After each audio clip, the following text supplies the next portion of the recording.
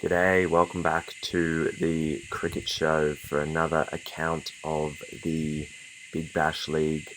Last night we saw the Hobart Hurricanes take on the Adelaide Strikers down in Blundstone Arena in Hobart.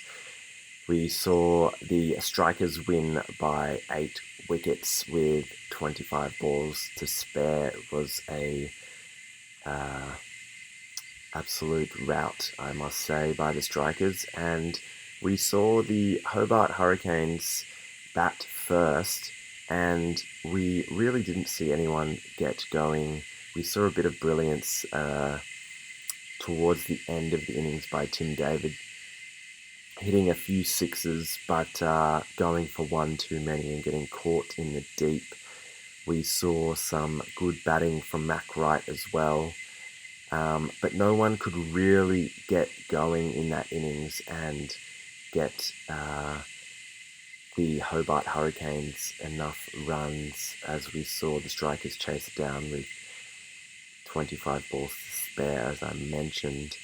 And the pick of the bowlers, once again, Cameron Boyce is proving himself as a lethal spin option. And, after watching him in this Big Bash, it would be hard to not pick him for higher honours based on how he has performed throughout the Big Bash this year.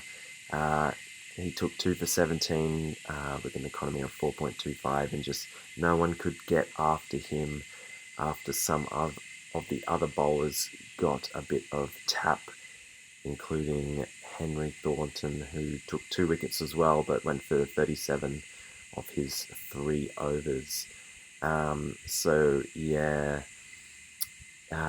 And then we saw the Strikers come out to bat, and we saw a clinical, again, display from Matt Short early on, looking in fine form once again.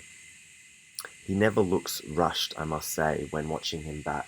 He always seems to just be in control of the game and the innings, and nothing really phases him. He's okay to take dot balls, and it looks like he knows that the runs will come, and he doesn't look like he's under any pressure to force the scoring. So he and Darcy Short started off in a solid fashion before Darcy was dismissed, and not too long after that, Matt Short was dismissed a bit later.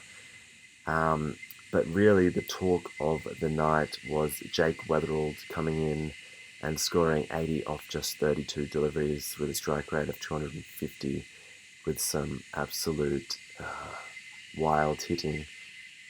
And I must say, I remember Jake Weatherald, I think he used to open the batting with Alex Carey. This would have been a number of years ago. And he's always been a class batsman, but something has just been off in his game the last few seasons, and I'm not sure what it is, what's been going on with him, but maybe mentally he just doesn't look like he's there. He looks like he's not really giving himself the time of day to get into his innings, and he's playing rash shots early on. But last night, it seemed to all come together again for him, and it was good to see, because you can see his ability is there. It's just a matter of him getting his headspace in the right place. But yeah, he was the difference in the end of the day, and saw the Strikers chase down that total easily. And he really took a liking to Paddy Dooley, hitting him for a number of sixes, and we saw Paddy Dooley getting absolutely demolished and going at an economy of almost 19. But yeah, I must say, Ellis again looked like a solid performer. But I guess the difference last night was just Jake Weatherald's hitting.